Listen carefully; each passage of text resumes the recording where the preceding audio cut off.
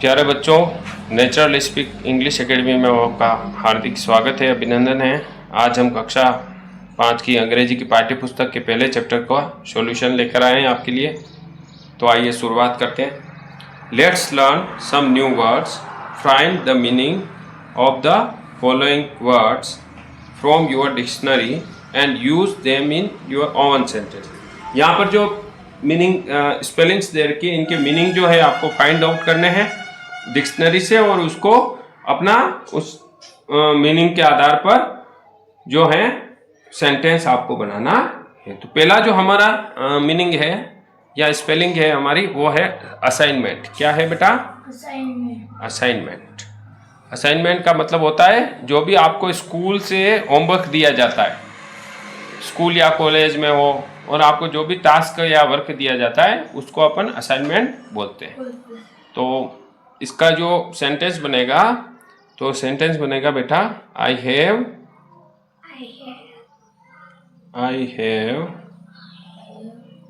Have to complete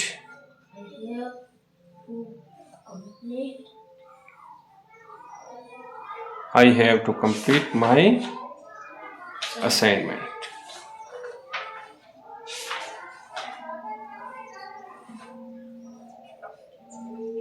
ये first chapter, first question का हमने सॉल्यूशन किया है। दूसरा जो हमारा ये असाइनमेंट क्या है? नाउन है, एक प्रकार का नाउन है। Noun means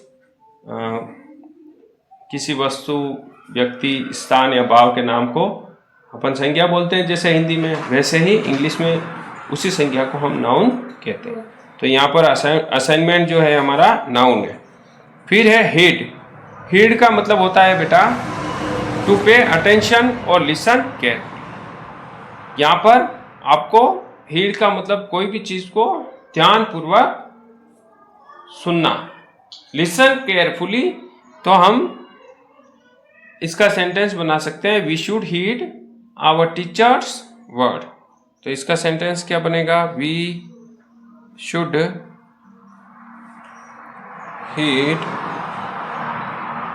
our teacher. We should heed our teacher है, teachers word. We should heed our teachers word.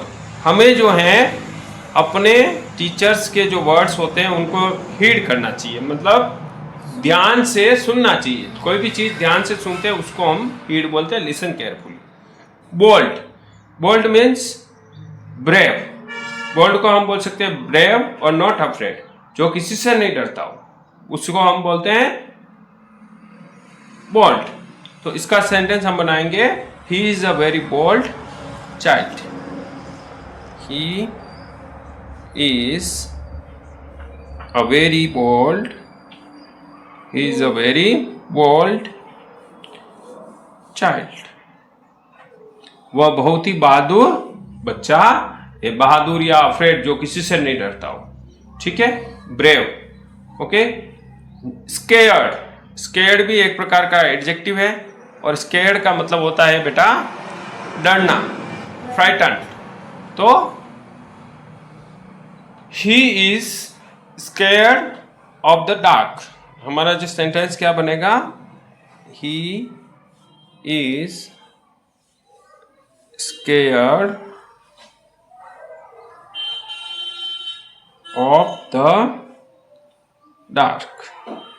वह जो है अंधेरे से डरता। डार्क का मतलब होता है अंधेरे से, अंधेरा। और स्केयर्ड का मतलब हो गया किसी भी चीज से डरना। किसी भी चीज से डरने को क्या बोलते हैं? स्केयर्ड बोलते हैं। तो कुछ ये न्यू वर्ड्स हमने सीखे। अब ना नेक्स्ट हम करेंगे सेलेक्ट द करेक्ट ऑप्शन। देखो हमारे पास क्वेश्चन है select the correct option. It means हमें करेक्ट ऑप्शन को क्या करना है? सेलेक्ट करना है। क्या करना है बेटा? सेलेक्ट करना है। Okay. So select the correct option for the following questions. ये जो क्वेश्चन दे रखे हैं इनके लिए सही करेक्ट ऑप्शन को क्या करना है? करेक्ट ऑप्शन को सेलेक्ट करना है। ओके। पहला question, what does the word heed mean in the poem? Poem में जो हीड वर्ड आया है, HEED, हीड जो वर्ड है उसका मीन मीन्स उसका मतलब क्या है कविता में? ये इस कविता में जो हीड आया है, जो वर्ड आया है हीड, उसका जो सही मतलब इस कविता में क्या आया है, इसका हमें पता करना है। To ignore, to obey, to forget, to love. तो यहाँ पर हमने जो हीड का देखा है, तो यहाँ पर हीड का जो पहले हमने जो वर्ड देखा उसका हमने अर्थ क्या देखा? किसी भी चीज को ध्यानपूर्वक सुनना या बिल्कुल एकाग्र होकर काम करना। तो यहाँ पर कविता में जो हीड वर्ड आया है तो उसकी जो सेंटेंस कहाँ पे आया है, देखो पहला,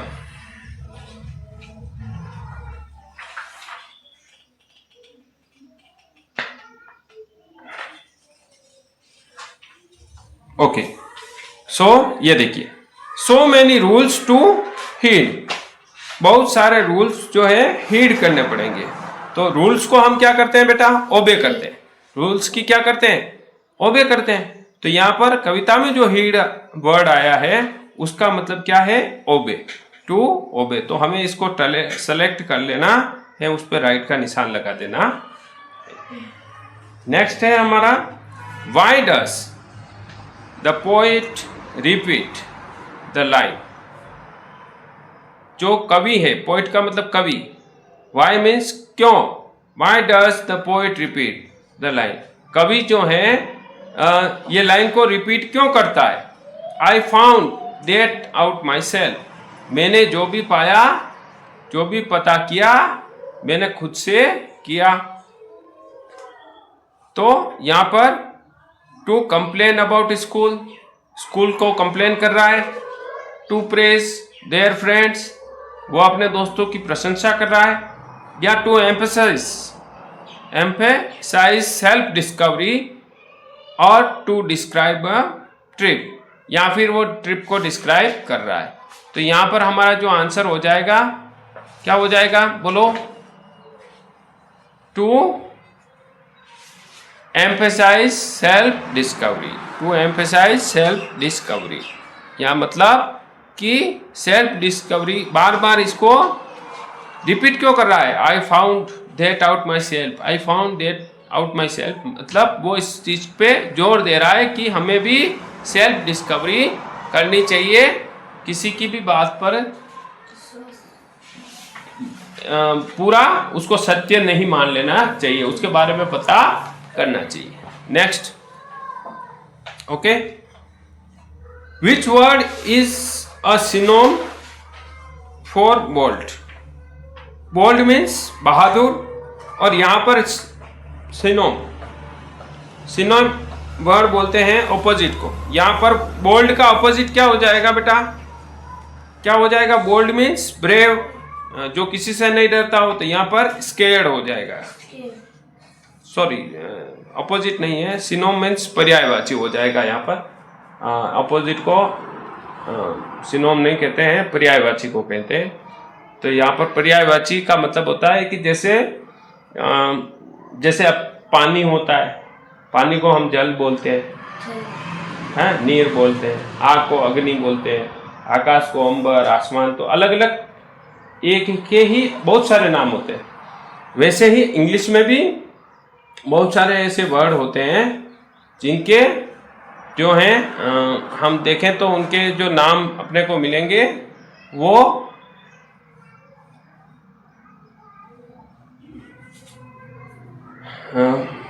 हम देखें उनको तो कह सकते हैं कि भाई जो वर्ड होंगे वो उसी से रिलेटेड अलग अलग होंगे, ठीक है। और लेकिन उनका अर्थ एक ही होगा। अगर उनका अपन मीनिंग देखेंगे तो जैसे यहाँ पर बोल्ड है, बोल्ड का मतलब जो किसी से नहीं डरता हो, ब्रेव। तो यहाँ पर शाई का मतलब हो गया शर्मिला। फेयरलेस का मतलब जिसको किसी बात की कोई चिंता नहीं हो, डर नहीं हो, फियरलेस हो गया है। स्केयर्ड का मतलब डरा हुआ, क्वाइट मतलब चुप, तो यहाँ पर बोल्ड का जो सिनोम होगा वो होगा फेयरलेस। ऑप्शन बी पे आपको टिक करना है। तीसरा है what is the main theme of the poem. Poem की मेन थीम क्या है? The important of homework, homework का महत्व, discovering truth through personal experience, personal experience से सही चीज़ों के बारे में पता करना, ये जो है पोयम की मेन थीम है। Which adjective is used in the poem to describe books. Books को डिस्क्राइब करने के लिए कौन से एडजेक्टिव का यूज पोयम में किया गया है? कौन सा किया गया है? Boring, heavy, magic, old. तो यहाँ पर मैजिक बुक्स आया था ना वर्ड, मैजिक बुक्स। तो यहाँ पर मैजिक जो है इसका सही आंसर हो जाएगा। तो लेखक ने क्या फाउंड किया? फिनिश असाइनमेंट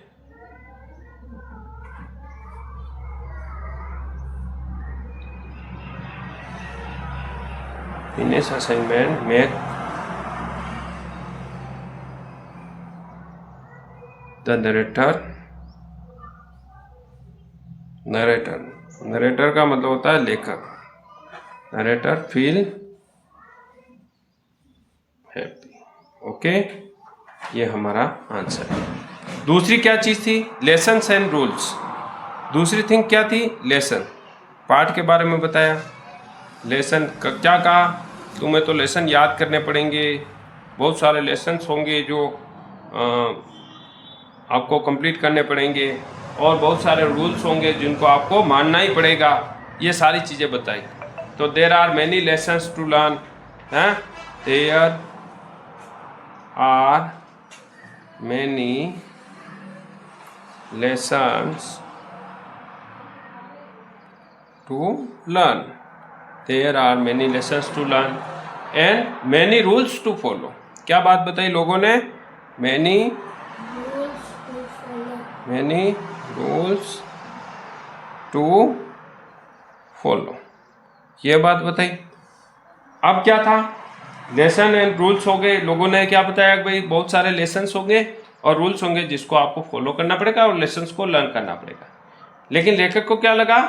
लेखक ने क्या पता लगाया? Books are magical. जो बुक्स थी वो क्या थी? मैजिकल थी। बुक्स क्या थी? बुक्स आर, किताबें जो हैं मैजिकल है, MAGICAL, मैजिकल है। बुक्स जो है मैजिकल है and full of wonderful things.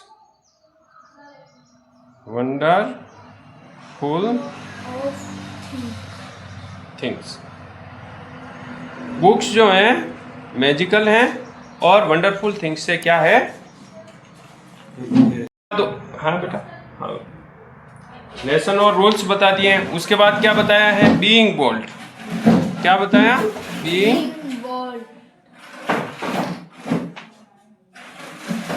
Being bold का मतलब ये हो गया कि तुम्हें जो है बहादुर बन के रहना है। ये चीज भी बताई लोगों ने, ये चीज बताई। इसमें बारे में लोगों ने क्या कहा कि be bold and fight back. क्या बताया लोगों ने? Be bold and fight back. मतलब तुम जो है बहादुर बने रहो और कोई तुमसे झगड़ा करे तुम भी झगड़ा। और boys will think you are scared. और क्या बताई इसमें के बारे में बात? बॉयज विल थिंक, बच्चे जो हैं ये सोचेंगे you are scared, you are scared. Okay, ये बात बताई। अब नरेटर ने क्या पता किया? लेखक ने the narrator found true and kind friends who care. तो नरेटर ने क्या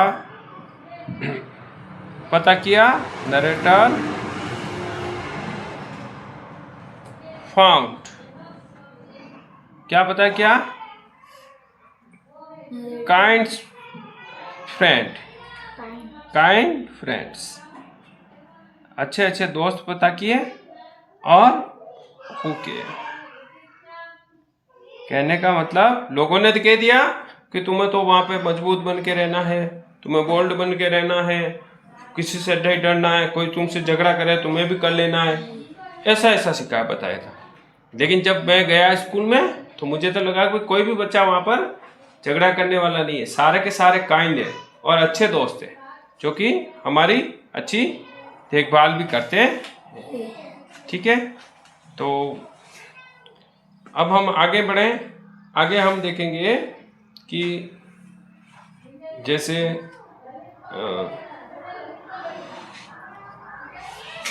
इमेजिन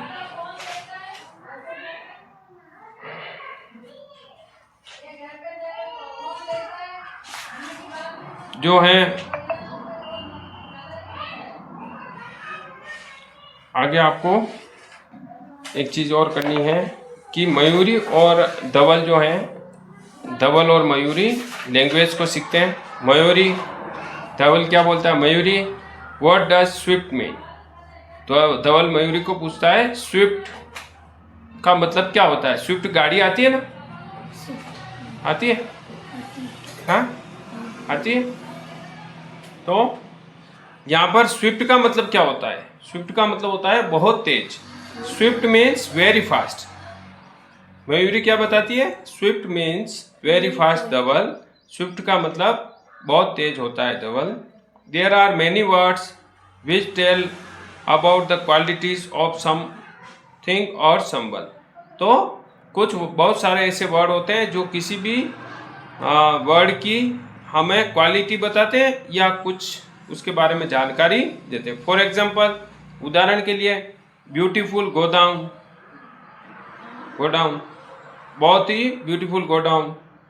स्विफ्ट, चिंकारा, बहुत तेज चिंकारा। कलरफुल फेस्टिवल, फेस्टिवल कौन सा? कलरफुल। अब यहाँ पर जो वर्ड दिख रहे हैं, ब्यूटीफुल, कलर, स्विफ्ट, ये सब क्या कर रहे हैं? इसको, ये जो गो डाउन है इनकी क्वालिटी को, या दूसरे जो वर्ड है इनकी क्वालिटी को क्या कर रहे हैं? वो डिस्क्राइब कर रहे हैं। ठीक है, उसके बारे में। जैसे गो डाउन कैसा है? ब्यूटीफुल है। चिंकारा कैसा है? स्विफ्ट है, बहुत तेज है। फेस्टिवल कैसे है? कलरफुल है। These words tell us about the quality of something और समवन। ये जो वर्ड है वो हमें किसी की क्वालिटी के बारे में बता रहे हैं। दीज वर्ड्स आर कॉल्ड, इन वर्ड को हम क्या बोलेंगे? डिस्क्राइबिंग वर्ड्स बोलेंगे। क्या बोलेंगे? जो किसी की क्वालिटी के बारे में बताते हैं उनको अपन बोलेंगे डिस्क्राइबिंग वर्ड्स या एडजेक्टिव बोलेंगे। अंग्रेजी में उसको बोलेंगे एडजेक्टिव। ओके, तो find more adjective.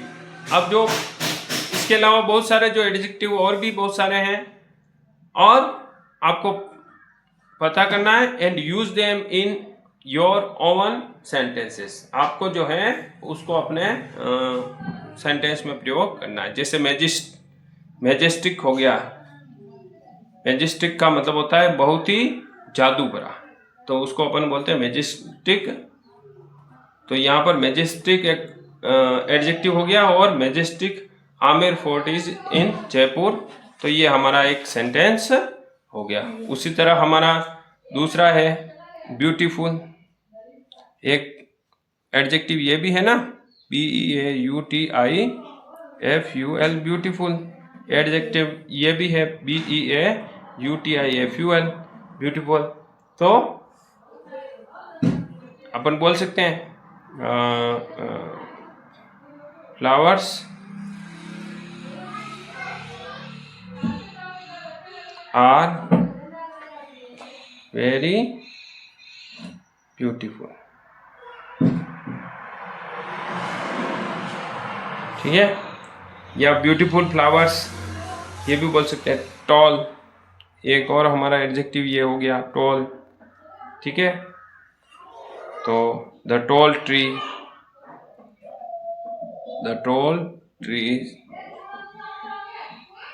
Give us shade in summer. लंबे लंबे पेड़ जो है हमें गर्मी में छाया देते हैं। ठीक है, तो ये हमारे कुछ एडजेक्टिव हमने पढ़े, तो ये हमारा लेसन सॉल्यूशन कंप्लीट हो गया है। ठीक है बेटा, तो